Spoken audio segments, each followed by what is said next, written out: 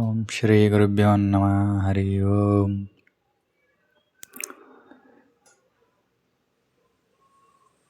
ಇಂದು ರಾಯರು ಕೊಟ್ಟಂತಹ ಮಂತ್ರಾಕ್ಷತೆ ಅದು ಯಾವತ್ತೂ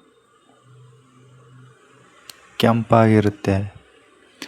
ಆದರೆ ಅವರು ಕೊಟ್ಟ ಸ್ವಲ್ಪ ಹೊತ್ತಿನ ಮೇಲೆ ಅದು ಕಪ್ಪಾಗುತ್ತೆ. ಅದು ಯಾಕೆ? ಅದರ ಕಾರಣ ಏನು? ಗುರುಗಳ ಮಹಿಮೆ, ಕಾರುಣ್ಯ ಏನು ಅನ್ನೋದನ್ನು ಈ ಕಥೆಯಲ್ಲಿ ತಿಳಿಸ್ತಾರೆ. ಸೊ ಹಾಗಾಗಿ ಈ ಕಥೆನ ಓದಿ ತಿಳಿಸುವುದಕ್ಕೆ ಪ್ರಯತ್ನ ಪಡ್ತೀನಿ. ಓಂ ಶ್ರೀ ರಾಘವೇಂದ್ರಾಯ ನಮಃ. ಓಂ ಶ್ರೀ ವದ್ರಾಜಾಯ ನಮಃ. ಓಂ ಶ್ರೀ ಮಧ್ವಾಚಾರ್ಯಾಯ ನಮಃ. ಗುರುರಾಜರು ಬಿದರಹಳ್ಳಿ ಶ್ರೀನಿವಾಸಾಚಾರ್ಯರಲ್ಲಿ ಅನುಗ್ರಹ. ಗುರುರಾಜರು ವ್ಯಾಸಪಂಥ ದಾಸಪಂಥಗಳ ಪ್ರೇರಕ ಶಕ್ತಿಯಾಗಿದ್ದರು. ಉಭಯ ಪಂಥದವರು ಶ್ರೀಯವರನ್ನು ತಮ್ಮ ನಾಯಕರೆಂದು ಹೆಮ್ಮೆ ಪಡುತ್ತಿದ್ದರು. ರಾಯರು ವ್ಯಾಸ ದಾಸ ವಾಗ್ಮಯದ ಸರ್ವಾಂಗೀಣ ಅಭಿವೃದ್ಧಿಯ ಕೇಂದ್ರ ಬಿಂದು ಆಗಿದ್ದರು. ಸ್ಫೂರ್ತಿಯ ಸೆಲೆಯಾಗಿದ್ದರು. ರಾಯರು ತಮ್ಮ ಉದಾರ ಶ್ರಮದಿಂದ ಅವಕ್ಕೆ ಪೋಷಕರಾಗಿ ಸರ್ವರನ್ನು ಸಂತೋಷಪಡಿಸುತ್ತಿದ್ದರು. ಆ ಜ್ಞಾನ ಗಂಗೋತ್ರಿಯಲ್ಲಿ ಮಿಂದು ಸಾವಿರಾರು ಜನ ಸಜ್ಜನರು ಪವಿತ್ರಾಂತಃಕರಣರಾಗಿ ಹರ್ಷಿಸುತ್ತಿದ್ದರು. ಈ ಪ್ರಕರಣವು ನಡೆದ ವೇಳೆಗಾಗಲೇ ರಾಯರ ಟಿಪ್ಪಣಿಗಳೊಡನೆ ಎಲ್ಲೆಲ್ಲಿಯೂ ವೇದಾಂತ ಶಾಸ್ತ್ರದ ಪಾಠ ಪ್ರವಚನಗಳು ವಿಶೇಷಾಕಾರವಾಗಿ ಜರುಗುತ್ತಿದ್ದು, ಶ್ರೀಯವರ ಲೋಕಮಾನ್ಯ ಗ್ರಂಥಗಳು ನೂತನ ಗ್ರಂಥ ರಚನೆ ಮಾಡಲಪೇಕ್ಷಿಸುವವರಿಗೆ ಸ್ಫೂರ್ತಿಯಿತ್ತು. ಗ್ರಂಥ ರಚನೆಯ ಒಂದು ಹೊಸ ಪರಂಪರೆಯ ನಿರ್ಮಾಣಕ್ಕೆ ಅವಕಾಶ ಮಾಡಿಕೊಟ್ಟಿದ್ದವು. ಅಂತೆಯೇ ಅನೇಕ ಪಂಡಿತರು ತಮ್ಮ ಗ್ರಂಥ ರಚನೆ ಶ್ರೀರಾಯರಿಂದ ಮಾರ್ಗದರ್ಶನ ಪಡೆಯಲು ತಮ್ಮ ಗ್ರಂಥವನ್ನು ಗುರುರಾಜರ ಮುಂದೆ ಓದಿ ಆಚಾರ್ಯ ಪರಂಪರಾಗತ ಸಿದ್ಧಾಂತ ನಿರ್ಣಯ, ಕ್ಲಿಷ್ಟವಾದ ಘಟ್ಟಗಳನ್ನು ಅರ್ಥೈಸುವಿಕೆಗಳ ಕ್ರಮವನ್ನು ರಾಯರಿಂದ ಅರಿತು ತಮ್ಮ ಗ್ರಂಥಗಳನ್ನು ಸರಿಪಡಿಸಿಕೊಂಡು ಸ್ವೀಯ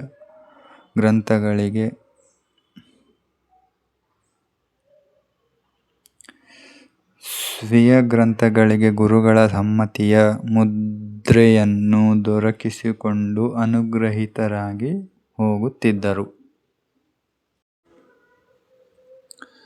ದ್ವೈತ ಮತದಲ್ಲಿ ಶ್ರೀ ಯಾದವಾರ್ಯರೆಂಬ ಮಹನೀಯರು ಉತ್ತಮ ಗ್ರಂಥಕಾರರಾಗಿದ್ದರು. ಅವರು ಶ್ರೀ ಸ್ವಾಮಿಗಳ ಟಿಪ್ಪಣಿಟ್ಟುಕೊಂಡು ಪಾಠ ಹೇಳುತ್ತಾ ಖ್ಯಾತಿ ಗಳಿಸಿದ್ದರು.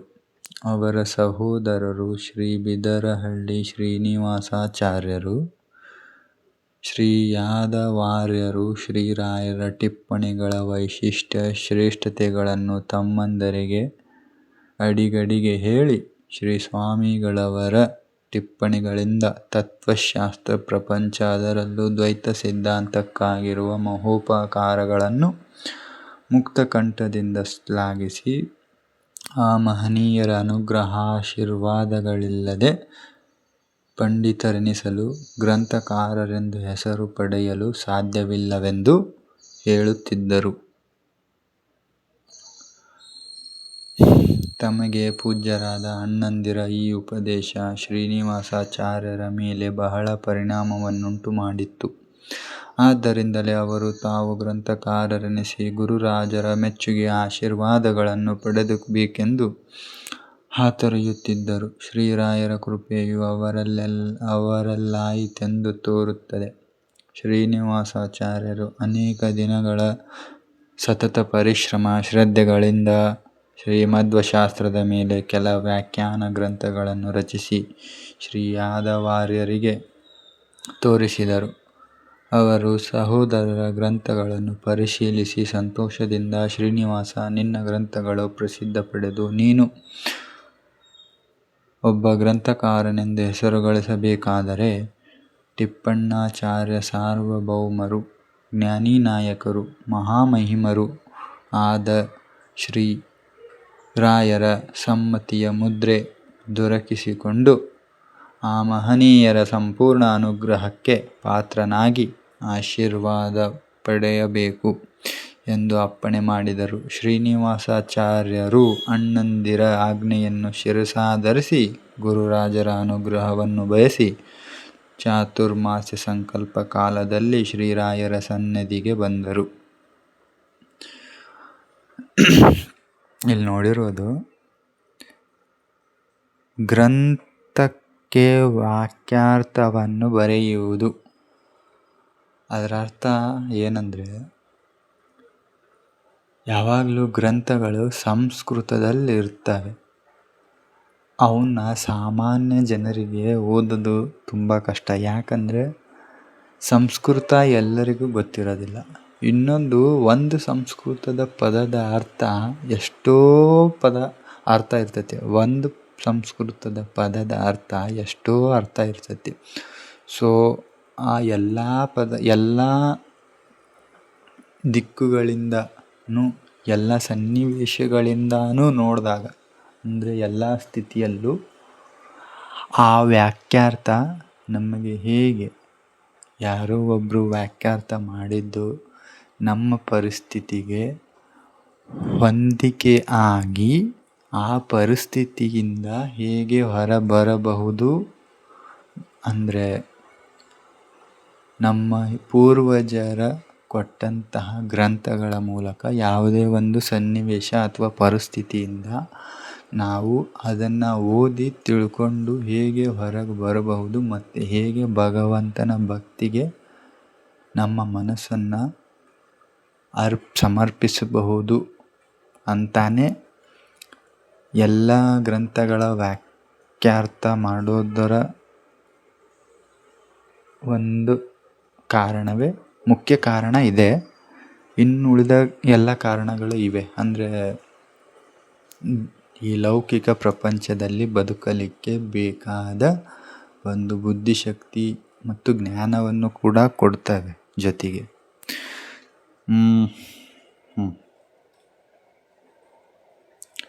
ಶ್ರೀನಿವಾಸಾಚಾರ್ಯರು ಗುರು ಸಾರ್ವಭೌಮರ ದರ್ಶನ ಪಡೆದು ತಾವು ರಚಿಸಿದ ಗ್ರಂಥಗಳನ್ನು ಗುರುಗಳ ಚರಣ ಕಮಲಗಳಲ್ಲರ್ಪಿಸಿ ನಮಸ್ಕರಿಸಿ ಅನುಗ್ರಹಿಸಬೇಕೆಂದು ಪ್ರಾರ್ಥಿಸಿದರು. ರಾಯರು ಅವರ ಗ್ರಂಥವನ್ನು ಅವಲೋಕಿಸಿ ಉದಾರ ಹೃದಯದಿಂದ ಅವರ ಪರಿಶ್ರಮವನ್ನು ಕಂಡು ಸಂತೋಷಿಸಿದರು. ಶ್ರೀನಿವಾಸಾಚಾರ್ಯರು, ಗುರುದೇವ, ನಾನು ತಮ್ಮ ಅನುಗ್ರಹಾಕಾಂಕ್ಷಿಯಾಗಿ ಬಂದಿದ್ದೇನೆ.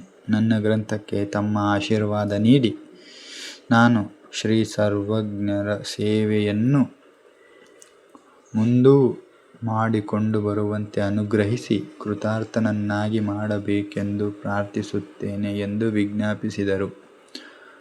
ಉತ್ತಮ ಪಂಡಿತರಾದ ಶ್ರೀನಿವಾಸಾಚಾರ್ಯರನ್ನು ಆಧರಿಸಿ ಶ್ರೀಯವರು ನಸುನಗುತ್ತಾ, ಶ್ರೀಮದಾಚಾರ್ಯರ ಸೇವೆ ಮಾಡಿದ್ದೀರಿ. ನಿಮ್ಮ ಸೇವೆಯಿಂದ ಶ್ರೀಹರಿವಾಯುಗಳು ಪ್ರೀತರಾಗಿದ್ದಾರೆ. ನಿಮ್ಮಿಂದ ಹೆಚ್ಚಾಗಿ ಸಿದ್ಧಾಂತ ಸೇವೆ ನೆರವೇರಲೆಂದು ನಾವು ಸಂತಸದಿಂದ ಆಶೀರ್ವದಿಸುತ್ತೇವೆ. ನಿಮಗೆ ಶ್ರೇಯಸ್ಸಾಗಲಿ ಎಂದು ವಾತ್ಸಲ್ಯಪೂರ್ಣವಾಗಿ ಆಜ್ಞಾಪಿಸಿದರು. ಶ್ರೀನಿವಾಸಾಚಾರ್ಯರಿಗೆ ದ್ವೈತ ಸಾಮ್ರಾಜ್ಯಾಧೀಶ್ವರರು, ಜ್ಞಾನನಿಧಿಗಳೂ ಜಗನ್ಮಾನ್ಯರೂ ಆದ ಜಗದ್ಗುರುಗಳ ಆಶೀರ್ವಾದದಿಂದ ಅಪರಿಮಿತ ಆನಂದವಾಯಿತು. ಕೃತಾರ್ಥನಾದೆ ಗುರುದೇವ ಎಂದು ರಾಯರಿಗೆ ಸಾಷ್ಟಾಂಗ ಬೆರಗಿದರು. ಇಲ್ಲಿ ಇನ್ನೊಂದು, ಸಾಷ್ಟಾಂಗ ಅಂದರೆ ಪೂರ್ಣ ದೇಹ, ಅಂದರೆ ಹಿಂಗೆ ಅರ್ಧ ಬೆಂಡಾಗಿ ನಮಸ್ಕಾರ ಮಾಡೋದಲ್ಲ. ಪೂರ್ತಿ ಕಾಲಿನಿಂದ ಹಿಡಿದು ಹೊಟ್ಟೆ, ಎದೆ, ಹಣೆ, ಕೈ ಎಲ್ಲವೂ ಕೂಡ ನೆಲಕ್ಕೆ ಟಚ್ ಆಗಿ ಅಂದರೆ ಸ್ಪರ್ಶವಾಗಿ ದೀರ್ಘದಂಡ ನಮಸ್ಕಾರ ಮಾಡಬೇಕು ಗುರುಗಳಲ್ಲಿ ಅಂತ ಒಂದು ಗಂಡು ಮಕ್ಕಳು, ಹೆಣ್ಮಕ್ಕಳಲ್ಲ, ಗಂಡು ಮಕ್ಕಳು ದೀರ್ಘದಂಡ ನಮಸ್ಕಾರ ಮಾಡಬೇಕು ಅಂತ ಪದ್ಧತಿ ಇದೆ. ಶ್ರೀಮೂಲ ರಘುಪತಿ ವೇದವ್ಯಾಸ ದೇವರ ಪೂಜಾರಾಧನೆ ತೀರ್ಥ ಪ್ರಸಾದಗಳಾದ ಮೇಲೆ ಶ್ರೀ ಗುರು ಸಮ್ಮುಖದಲ್ಲಿ ವಿದ್ವಜ್ಜನರೊಡನೆ ಶ್ರೀನಿವಾಸಾಚಾರ್ಯರು ಭೋಜನಕ್ಕೆ ಕುಳಿತರು. ಅಡಿಗೆಯಲ್ಲಿ ಸಾಸುವೆಯನ್ನು ಉಪಯೋಗಿಸಿದ್ದರಿಂದ ಶ್ರೀನಿವಾಸಾಚಾರ್ಯರು ಊಟ ಮಾಡಲು ಹಿಂಜರಿದಾಗ ಅವರ ಮಾನಸಿಕ ತಳಮಳವನ್ನು ಗಮನಿಸಿದ ಉದಾರ ಅಂತಃಕರಣದ ಶ್ರೀರಾಯರು ಅವರಿಗಾಗಿ ಪ್ರತ್ಯೇಕವಾಗಿ ಸಾಸುವೆ ಇಲ್ಲದ ಅಡಿಗೆ ಮಾಡಿ ಬಡಿಸುವಂತೆ ಪಾರುಪತ್ಯೆದಾರರಿಗೆ ಆಜ್ಞಾಪಿಸಿದರು. ಶ್ರೀನಿವಾಸಾಚಾರ್ಯರ ಈ ವರ್ತನೆ ವಿದ್ವಜ್ಜನರ ಅಸಮಾಧಾನಕ್ಕೆ ಕಾರಣವಾದರೂ ಶ್ರೀಯವರ ಔದಾರ್ಯವನ್ನು ಪಂಡಿತರು ಕೊಂಡಾಡಿದರು.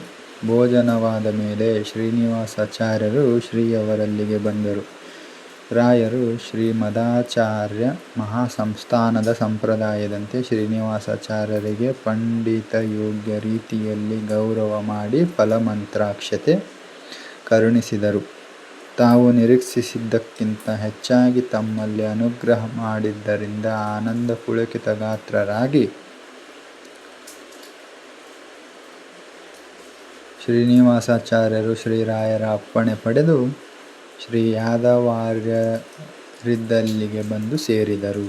ಶ್ರೀನಿವಾಸಾಚಾರ್ಯರ ಮುಖದಲ್ಲಿ ಸ್ವೋತ್ತಮದ್ರೋಹಳ ಲಕ್ಷಣವನ್ನು ಕಂಡು ಅಧೀರರಾದ ಶ್ರೀ ಯಾದವಾರ್ಯರು ಶ್ರೀ ಗುರುರಾಜರು ಅನುಗ್ರಹಿಸಿದ ಮಂತ್ರಾಕ್ಷತೆಯನ್ನು ಬಿಚ್ಚಿದಾಗ ಕೆಂಪಾಗಿರಬೇಕಾಗಿದ್ದ ಮಂತ್ರಾಕ್ಷತೆಯು ಕಪ್ಪಾಗಿರುವುದನ್ನು ಕಂಡು ಯಾದವಾರ್ಯರು ಧರೆಗಿಳಿದು ಹೋದರು. ಅವರಿಗೆ ಅಪಾರ ದುಃಖವಾಯಿತು. ಯಾತನಾಸ್ವರದಲ್ಲಿ ಶ್ರೀ ಯಾದವಾರ್ಯರು ಸಹೋದರನನ್ನು ನೋಡಿ, ಶ್ರೀನಿವಾಸ, ಗುರುದ್ರೋಹ ಸಂಪಾದಿಸಿಕೊಂಡು ಬಂದೆಯಲ್ಲೋ, ನೀನು ಗುರು ಸಾರ್ವಭೌಮರ ಸನ್ನಿಧಿಗೆ ಹೋದಾಗಲೇ ಏನಾದರೂ ಅವಿವೇಕ ಮಾಡಿಕೊಂಡು ಬರುವಿಯೇನೋ ಎಂಬ ಭಯವಾಗಿತ್ತು. ಅದು ಸತ್ಯವಾಯಿತು. ನೀನು ಭಾಗ್ಯಹೀನ. ಓಂ ಹೇಳು, ಅಲ್ಲಿ ಏನು ಅಪಚಾರ ಮಾಡಿದೆ ಎಂದರು. ಶ್ರೀನಿವಾಸಾಚಾರ್ಯರು ದುಃಖಿತರಾಗಿ ತಮ್ಮ ಅಪ್ಪಣೆಯಂತೆ ಗುರುರಾಜರ ದರ್ಶನ ಮಾಡಿ ಗ್ರಂಥವನ್ನು ಅರ್ಪಿಸಿದೆ. ಶ್ರೀ ಸ್ವಾಮಿಗಳವರು ನನ್ನ ಗ್ರಂಥವನ್ನು ಅವಲೋಕಿಸಿ ಸಂತೋಷಪಟ್ಟು ಗೌರವಿಸಿ ಆಶೀರ್ವದಿಸಿದರು. ನಾನಾವ ಅಪರಾಧವನ್ನು ಮಾಡಲಿಲ್ಲ ಎಂದರು. ಶ್ರೀನಿವಾಸ, ಮಹಾತ್ಮರ ನಿಗ್ರಹವನ್ನಂತೂ ಸಂಪಾದಿಸಿದ್ದೀಯೆ, ಯೋಚಿಸಿ ಹೇಳು, ಅಲ್ಲೇನು ನಡೆಯಿತು ಎಂದು ಶ್ರೀ ಯಾದವಾಚಾರ್ಯರು ಪ್ರಶ್ನಿಸಿದಾಗ ಶ್ರೀನಿವಾಸಾಚಾರ್ಯರಿಗೆ ಭೋಜನ ಕಾಲದಲ್ಲಿ ಜರುಗಿದ ಸಾಸುವೆ ಪ್ರಕರಣ ನೆನಪಿಗೆ ಬಂದಿತು. ಅದನ್ನು ಅಣ್ಣಂದಿರಲ್ಲಿ ವಿಜ್ಞಾಪಿಸಿದರು. ಶ್ರೀ ಯಾದವಾರ್ಯರು ನಿಟ್ಟುಸಿರು ಬಿಟ್ಟು, ಶ್ರೀನಿವಾಸ, ಎಂಥ ಅಪಚಾರ ಮಾಡಿಬಿಟ್ಟೆ. ಮಹಾಜ್ಞಾನಿಗಳು, ಸಂಪ್ರದಾಯಾರ್ಥ ಕೋವಿದರು ಆದ ಗುರು ಸಾರ್ವಭೌಮರ ಮುಂದೆ ನಿನ್ನದೇನು ಶಾಠ್ಯ, ಯಾವುದು ಸ್ವೀಕಾರಾರ್ಹ, ಯಾವುದಲ್ಲ ಎಂಬುದನ್ನು ಮಹಾಮಹಿಮರಾದ ಶ್ರೀ ಗುರು ಸಾರ್ವಭೌಮರಿಗಿಂತ ನೀನು ಬಲ್ಲೆಯಾ? ಜ್ಞಾನಿಗಳ ಸನ್ನಿಧಿಯಲ್ಲಿ ಹೇಗೆ ನಡೆದುಕೊಳ್ಳಬೇಕೆಂಬುದನ್ನು ಅರಿಯದೆ ನೀನೆಂಥ ಗ್ರಂಥಕಾರನು? ಶ್ರೀ ಮೂಲರಾಮ ದೇವರ ಪ್ರಸಾದ ಶ್ರೀ ಗುರುಗಳ ಹಸ್ತೋದಕವನ್ನು ತಿರಸ್ಕರಿಸಬಹುದೇ? ಹೊರಡು, ಮೊದಲು ಆ ಮಹಾನುಭಾವರ ಕ್ಷಮೆಯಾಚಿಸಿ ಪೂರ್ಣಾನುಗ್ರಹವನ್ನು ಸಂಪಾದಿಸಿಕೊಂಡು ಬಾ. ಇಲ್ಲದಿದ್ದರೆ ಗ್ರಂಥಕಾರನಾಗ ಬಯಸಿದ ನಿನಗೆ ಶ್ರೀಮದಾಚಾರ್ಯ ಶ್ರೀ ಟೀಕಾಚಾರ್ಯರ ಅನುಗ್ರಹವು ಖಂಡಿತ ದೊರಕದು ಎಂದು ಹೇಳಲು ಖಿನ್ನಮನಸ್ಕರಾದ ಶ್ರೀನಿವಾಸಾಚಾರ್ಯರು ಪಶ್ಚಾತ್ತಾಪದಿಂದ ತಪ್ತರಾಗಿ ತುಸಿರು ಬಿಡುತ್ತಾ ಶರಣಜನಮಂದಾರರಾದ ಶ್ರೀ ಗುರುರಾಯರ ಸನ್ನಿಧಿಗೆ ಧಾವಿಸಿ ಬಂದರು. ತಿರುಗಿ ಬಂದ ಶ್ರೀನಿವಾಸಾಚಾರ್ಯರನ್ನು ಕಂಡು ಗುರುರಾಜರು ಮುಗುಳು ನಗೆ ಬೀರುತ್ತಾ, ಶ್ರೀನಿವಾಸಾಚಾರ್ಯರೇ, ಶ್ರೀ ಯಾದವಾರ್ಯರು ಕಳಿಸಿದರೇನು ಎಂದು ಪ್ರಶ್ನಿಸಿದರು. ಆ ಮಾತು ಕೇಳಿದೊಡನೆ ಶ್ರೀನಿವಾಸಾಚಾರ್ಯರಿಗೆ ಶ್ರೀರಾಯರ ಭೂತ ಭವಿಷ್ಯದ್ವರ್ತಮಾನಗಳನ್ನು ಕರತಲಾಮಲ ಮಾಡಿಕೊಂಡ ಮಹಾತ್ಮರೆಂಬುದು ಸ್ಪಷ್ಟವಾಯಿತು. ಅಂದರೆ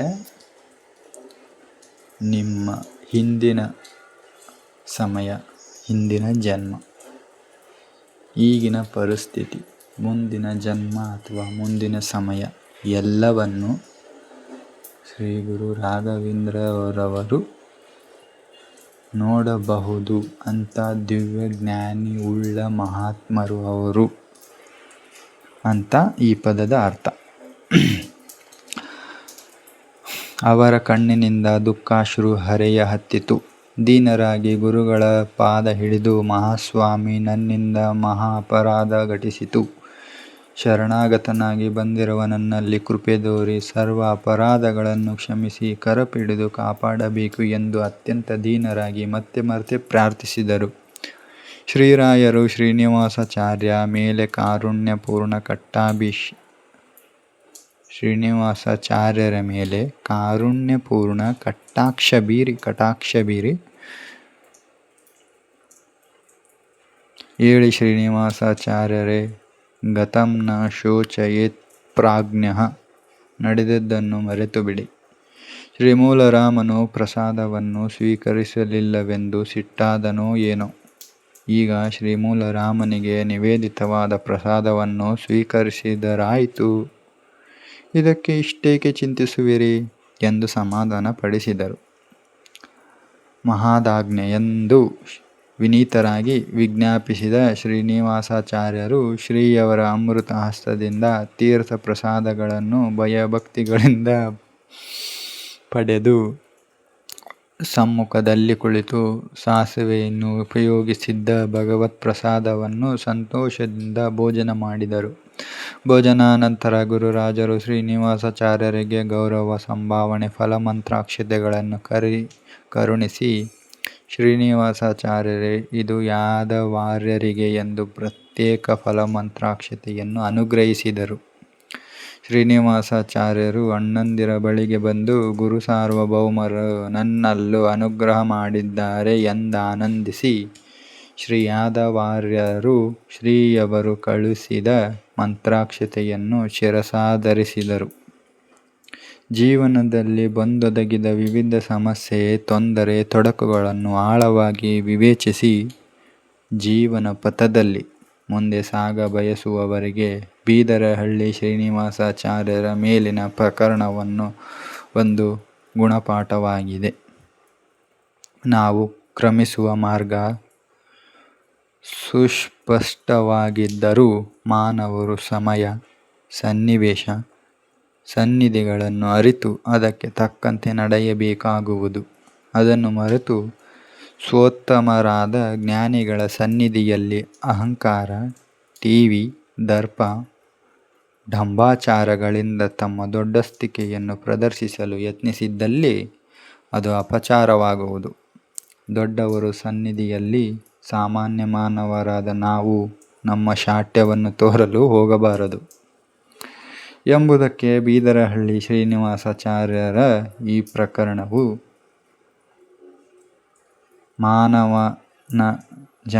ಮಾನವ ಜನಾಂಗಕ್ಕೆ ನೀತಿಬೋಧಕವಾಗಿದೆ.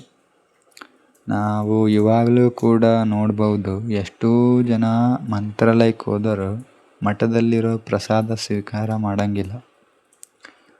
ಅವರು ಹೊರಗಡೆ ಹೋಗಿ ಹೋಟ್ಲಲ್ಲಿ ತಿಂತಾರೆ. ಸೊ ಅಂಥವರಿಗೂ ಕೂಡ